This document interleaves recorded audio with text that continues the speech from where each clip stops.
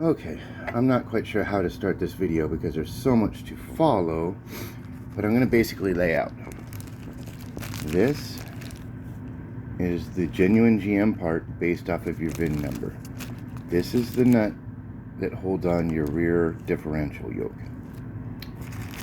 These are the Chevy parts for these caps that I'm looking for that fell out. Okay. Now, if you look, the ones that were in the vehicle, let me set this stuff out of the way, sorry. This is what was in the vehicle, this size, this width, and then I'm going to call this, I'm going to have to set this down. Okay, I'm going to call, if I were to draw a straight line or put something here, the distance from my finger to this point, the distance from here to the flat point here, that's called the throat. That's the part that's going to go, here's your old U-joint.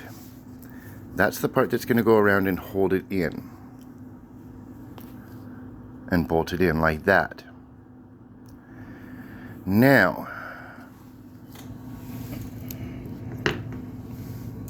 if you look, I can't open these because I don't want to get charged for them. But if I line it up so that that hole is lined up, come down here, this hole doesn't line up. Can you see through the bag there? The spacing is different. See? Top hole is lined up, bottom hole is not even close. Then you look at the size of it. The one that's in the truck is bigger. If I put it edge to edge, it's bigger. Then if you look at the throat,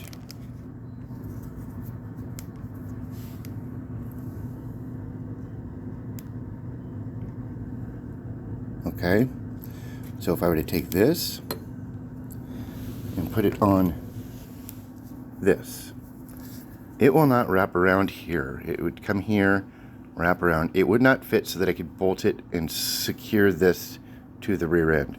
The basic job of this part, I need a GoPro so I don't have to do this with one hand. Okay, the object of this part here is you put bolts through these holes and it attaches to a part in the back and it holds it together. It sucks it in.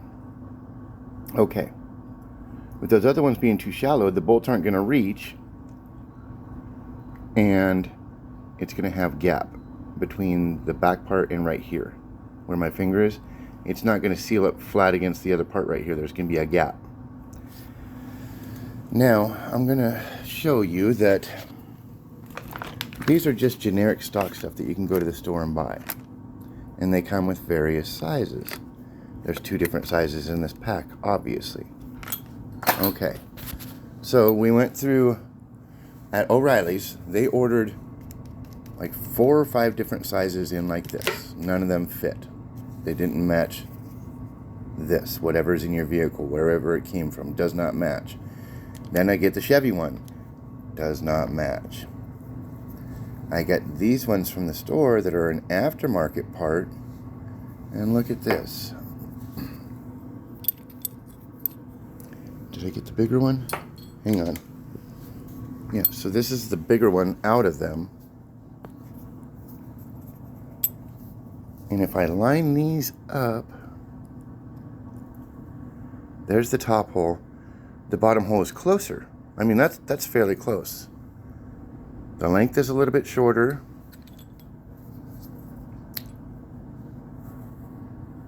But the throat is... I hate trying to do this with one hand. The throat is like almost perfect. So it tells me that they probably went somewhere and got something like this to make whatever they put in there work, because the factory stuff would not work. This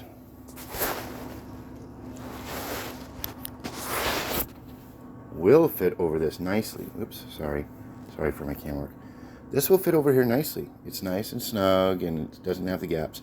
Now, this is the U-joint that I took off when you came here and it had fallen out. This is what I took off. The U-joint that I ordered. There's options on the sizes of these too. There's options for the diameter of this and the width here and the overall. There's options like 4 or 5, much like these caps. So I finally got around to finding the one that matches in your car. I held it up next to this. It's the same length. I held the caps on the other one upside down, like put it upside down on here. The caps are the exact same width, exact same diameter. Okay, so this is the one that the people, whoever had it before you, put in. I found one that matches it. I found the exact dimensions, okay? So that the hardware that they put in will fit, okay? There's that aftermarket one that will fit. However, if you look, this pack, these packs come with 2 different sizes, as I stated. A bigger one and a smaller one. The smaller one is very close to the factory. It just doesn't have the length, but if you put the bolt hole right there, look at that, the bolt holes line up perfectly. But look at how considerably smaller it is.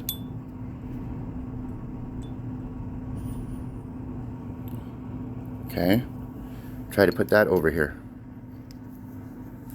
This is the factory size. See, it will not go over it. So I'll carry this stuff out here and I'll show you. Let me pause this. I'm going to go out to the truck. So now that you see how I've compared the sizes. This one, the small one, is the same size as what I ordered from Chevrolet, which goes off of your VIN number. Okay, as I try to put this in, watch. Remember, this is the factory specifications.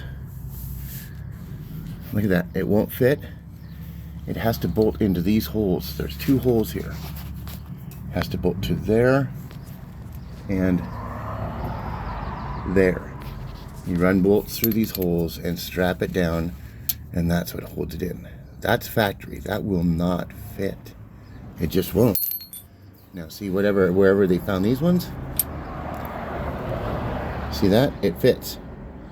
However, I only have one of these because the other one got bent when it snapped off. Okay. Now the other concern, this is the U-joint. When this fell, it scratched this up. And these have retainer rings that have to sit inside a groove. And the groove is there and the ring is inside the groove, but the metal around it has been compromised on this side especially. Let me get under a little further and show you. It does concern me on this side. See, the ring is sticking out. It's not sitting flat because the groove has been compromised because when it fell out. So I can't get this ring to fit completely flat in there. Okay, so now the last aspect of this is this. I was trying to figure out, did they change, this is called your drive line. Did they change this too to accommodate for these big bearings? Or for the big U-joint? Now, the seal that I did is behind here. I have to remove this. So what I did when I had it here was I took off these caps, and you pull this and just set it down. And then you have to take this off to get this big wheel off. So I mark it. You can see the match marks so that I can put it back exactly where it was. So I put it back on with that. And when I was at Chevrolet, they said, well, maybe they changed this part or the rear end to different gearing, or maybe they changed the driveline for whatever reason. Something in here has been changed. So, just for laughs, I went and ordered one of these nuts to test and see. It's kind of a telltale. If I buy the nut that secures it from Chevy factory, it should fit on there. And that's going to tell me if this is stock or not. Now look at this. This is that one that I showed you. Look. It won't fit on here. It's too narrow by like a 1/16 of an inch. Let's see if I can get a straight on shot so you can see.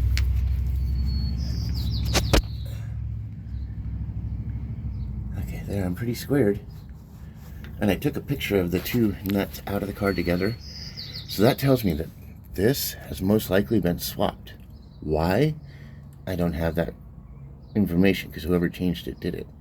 Now, if they swapped it, and this is not factory, does that mean that they swapped the rear end too? I don't know that. I'm going to have to find part numbers or dimensions. And the same thing with this driveline. I have to measure their overall dimension, like the overall length. I have to measure the distance between these two spacings. I have to measure the diameter of this hole. I mean, there's a lot of stuff that has to be gone through to figure out what they changed and what they didn't. The guys at Chevrolet said that they may have swapped out this rear end at some point if they were towing trailers or hauling a lot of stuff in the bed of the truck and knew that it was going to be under a lot of strain.